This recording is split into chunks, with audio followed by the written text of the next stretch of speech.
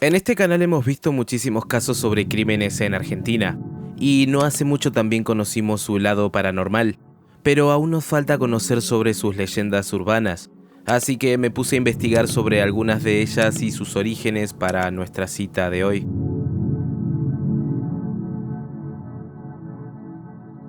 A principios de los años 2000 salió a la luz una de las leyendas urbanas más extrañas del país. La misma tuvo su origen en la provincia de Catamarca, aunque algunos mencionan que en realidad todo viene desde Santiago del Estero, y de hecho el primer relato viene de ahí. Ahora, para entender de qué va esta leyenda debemos trasladarnos hasta el 17 de abril del año 2000 en horas de la madrugada. En aquel entonces, un agente de policía cuyo nombre nunca fue difundido públicamente aseguró haber tenido un encuentro con una criatura extraña. Pero mejor no nos adelantemos.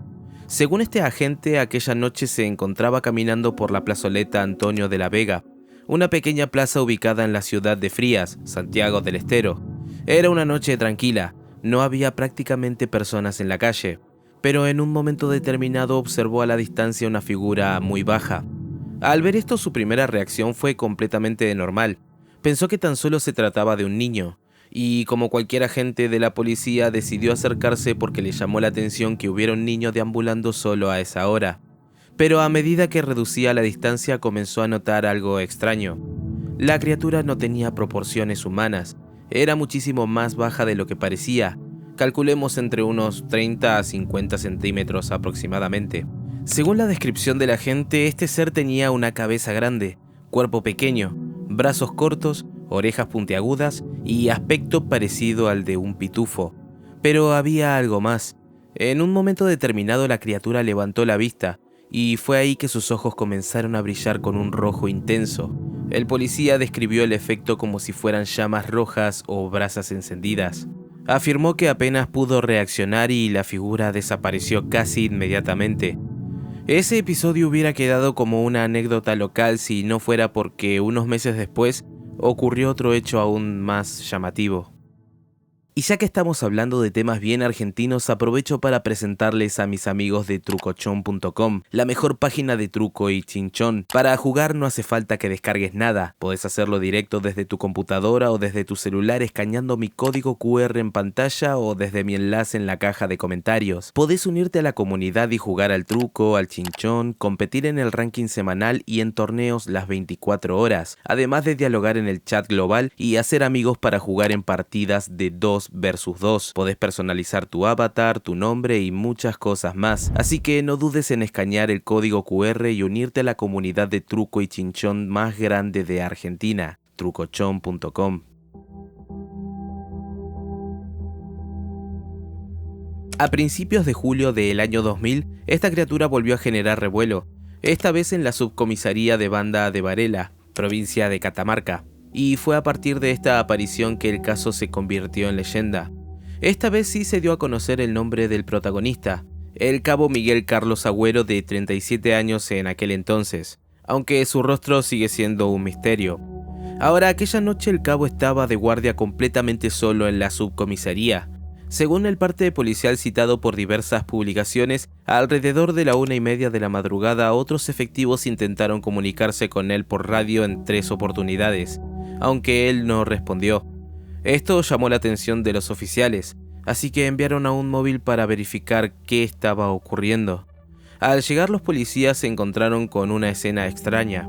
El cabo estaba sentado en una silla, inmóvil, con los ojos completamente abiertos y mirando fijamente hacia el techo. Le preguntaron qué estaba ocurriendo, pero este no respondió. Parecía encontrarse en estado de shock. Cuando lograron hacerlo reaccionar, comenzó a gritar desesperadamente la frase "me viene a buscar", mientras señalaba un punto vacío en el lugar. Así que decidieron trasladarlo inmediatamente a un hospital donde lograron estabilizarlo. Entonces reveló algo que desconcertó a todos en el lugar, ya que aseguraba que la criatura le había dicho "vengo de parte de Satanás". Los exámenes médicos descartaron la presencia de alcohol, drogas, intoxicaciones o sustancias alucinógenas en su organismo. En cambio, el diagnóstico describe un cuadro compatible con una fuerte crisis nerviosa o un episodio de alteración aguda.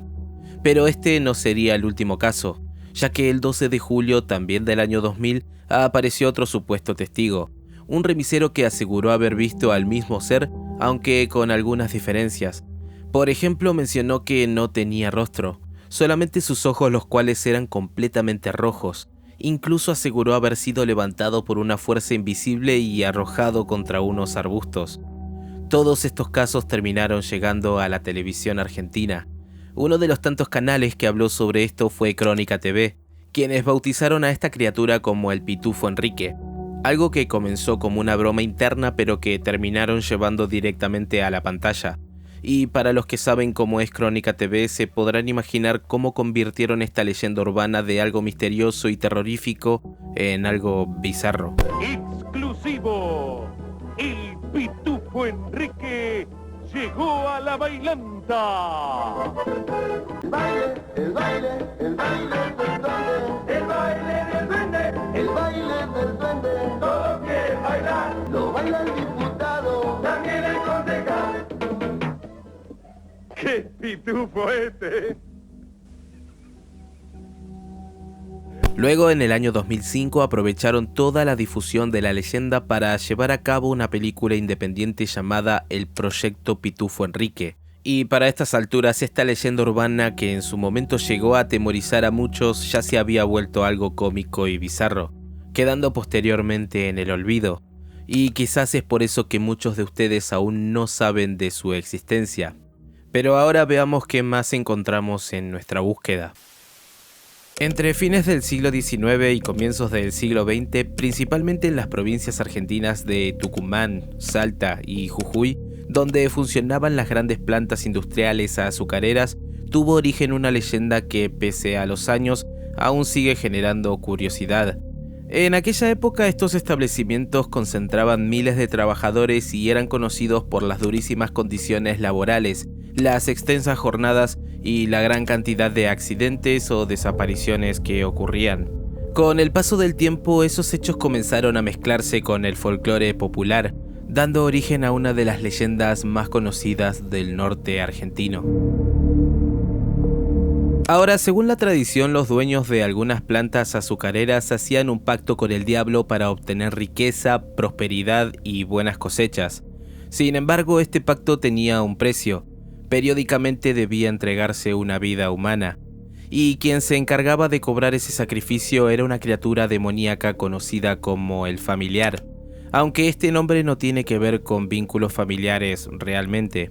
El término proviene de una antigua creencia colonial sobre los espíritus familiares, seres demoníacos que servían a una persona tras realizar un pacto con fuerzas malignas.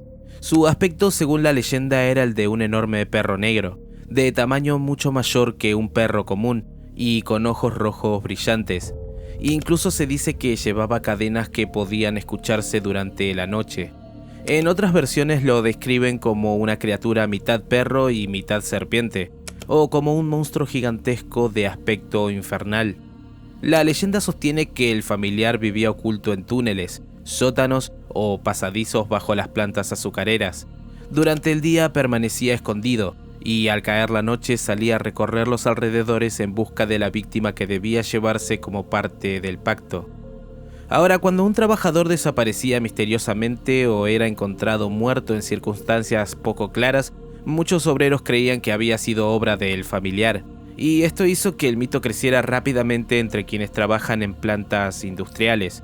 Con el tiempo, algunos empleados aseguraban haber escuchado cadenas durante la madrugada, haber visto una enorme sombra desplazándose entre los cañaverales o haber oído rugidos provenientes de los túneles de la planta. Se dice que por superstición o temor muchos obreros evitaban pronunciar su nombre para evitar invocarlo, por lo que preferían llamarlo simplemente él o la cosa. Por muy fantasiosa que pueda parecer esta leyenda, aún existen personas que aseguran haber visto o haber sido atacados por este ser. Por ejemplo, en octubre de 2022, unos obreros del ingenio El Tabacal en Salta aseguraron haber sido atacados por el familiar, y en agosto de 2025 aseguraron haberlo captado en video deambulando por las calles de la misma provincia. Pero me dirán ustedes qué opinan sobre esta leyenda. Durante generaciones, la luz mala fue una de las leyendas más contadas por gauchos, peones rurales, puesteros, arrieros y camioneros que aseguraban haber visto una misteriosa luz flotando en medio de la noche. Pero, ¿qué es exactamente la luz mala? Bien, según la tradición se trata de una esfera luminosa que aparece durante la noche, generalmente en lugares como campos abiertos, montes, cerros, caminos rurales, cementerios antiguos o quebradas, y suele describirse como una luz de color blanca, azulada, amarilla o rojiza.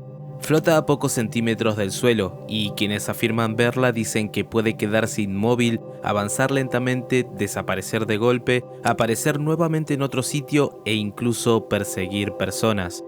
No existe una fecha exacta en cuanto a su origen.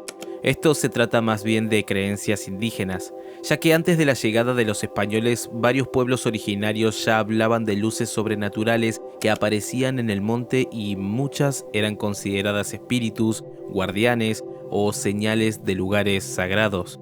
Con la llegada de los españoles, esas creencias comenzaron a mezclarse con el cristianismo. Entonces comenzó a aparecer la idea de que la luz mala era un alma en pena, un muerto sin sepultura o alguien condenado a vagar para siempre. En lo personal escuché muchas veces a personas mencionar esta leyenda, aunque nunca me detuve a ver de qué se trataba, y al investigar noté que existen dos versiones sobre esta luz. Una es la llamada luz buena, y la cual muchos consideran más amigable.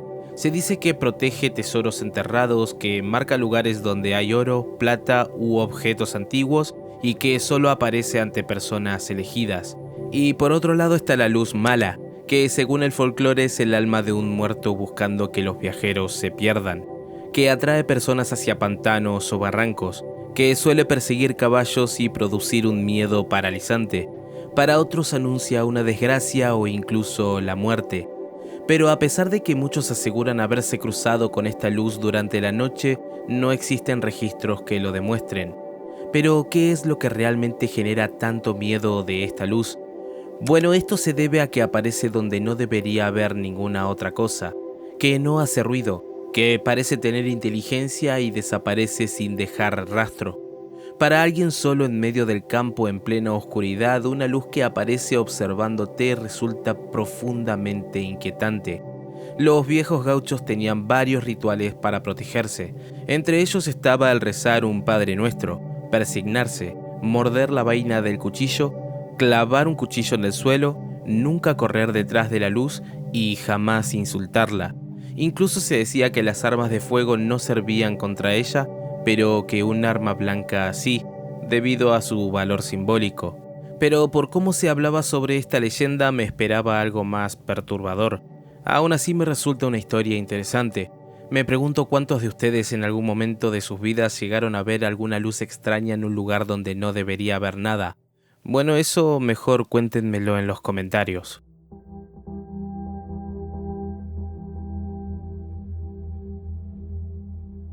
El pomberito o pombero es una de las criaturas más importantes del folclore noreste argentino y sobre todo de la mitología guaraní. Y a pesar de lo que muchos puedan creer, no es visto únicamente como un ser maligno, sino que se cree que es capaz de proteger como también de castigar según el comportamiento de las personas. Según la tradición, el pomberito es un duende o espíritu del monte que habita en provincias como Misiones, Corrientes, Chaco y Formosa. Ahora, su origen está en la mitología guaraní, mucho antes de la llegada de los españoles. No nació en Argentina específicamente, sino dentro de las creencias de los pueblos guaraníes que habitaban gran parte del actual Paraguay, el noreste argentino y el sur de Brasil. Las descripciones del pomberito cambian según la región, pero normalmente se dice que es muy bajo, entre unos 60 centímetros y 1,20 m. Tiene su cuerpo completamente cubierto de pelo, piel oscura, con barba abundante. En algunas versiones tiene los talones hacia adelante, un sombrero de paja muy grande y casi siempre anda descalzo. Lo más inquietante es que camina sin hacer absolutamente ningún ruido. Por eso uno de sus nombres tradicionales es Piragüé, cuya traducción es pies peludos. Este vive en montes cerrados, selvas, árboles huecos, taperas abandonadas, hornos viejos y cuevas. Rara vez entra en pueblos o ciudades, ya que su territorio siempre es la naturaleza. Ahora, como dijimos, el pombero es visto de dos formas. Una de ellas es como un ser protector, y acá vamos por parte. Se dice que si lo respetas, él protege los animales, cuida los cultivos, ayuda a encontrar objetos perdidos, aleja desgracias y hasta puede traer buena suerte. Muchas familias rurales incluso le dejaban ofrendas como tabaco, caña, miel y cigarrillos. Y si éste aceptaba el regalo se convertía en un aliado de la casa. Pero también existe su versión entre comillas malvada, y ya van a entender el porqué de las comillas. Se dice que si alguien maltrata a animales, tala árboles sin necesidad, entra al monte irrespetuosamente, rompe una promesa o si tan solo se burla de él, este puede tornarse vengativo. Algunas historias cuentan que el pomberito puede perder personas dentro del monte, hacer que alguien camine en círculos durante horas, lanzar piedras sin que se vea quién las tira, silbar muy cerca del oído sin aparecer, provocar ruidos alrededor de la casa, esconder herramientas, asustar caballos y ganado o entrar de noche en los corrales. En algunos relatos incluso se le atribuye la desaparición temporal de personas que luego reaparecen desorientadas. Aunque, como mencionamos, son historias que forman parte del folclore y no tienen ningún tipo de respaldo. Uno de los aspectos más aterradores es su silbido, ya que muchos relatos describen un silbido muy particular y con una curiosidad, ya que si el silbido del pombero suena lejos, significa que está cerca, pero si de lo contrario parece escucharse cerca, es que en realidad está lejos, siendo este uno de los rasgos más famosos del pomberito. A pesar de que existen cientos de testimonios sobre apariciones y avistamientos, la realidad es que no hay ningún caso documentado. Pero entonces, ¿por qué genera tanto miedo? Bueno, esto es posible porque juega con uno de los miedos más antiguos del ser humano, el perderse en un bosque. Pero conociendo su historia y características, algo que queda claro es que no ataca por atacar. Para que éste decida hacerte algo, primero debiste ser vos quien le falte el respeto o que maltrate animales. Porque después de todo el pomberito es un tipazo que cuida de la naturaleza y a los animales a cambio de puchos y quizás un vinito. Pero ¿ustedes qué opinan? ¿Cuál de estas leyendas les pareció más llamativa? Me gustaría saberlo, así que déjenlo en los comentarios. Y avísenme si quieren una parte 2 con otras leyendas urbanas argentinas, ya que si busco bien seguramente hay para rato. Pueden seguirme en Instagram, donde siempre aviso cuando subo nuevo video. No olviden dejar un like y suscribirse si les interesa este contenido, y si comparten el video se los agradecería muchísimo. Y los espero a todos en Kick, donde prendo directo todas las noches a partir de las 9, y donde estamos comenzando a formar una linda comunidad. Les mando un abrazo enorme a todos y nos estaremos reencontrando en un próximo video.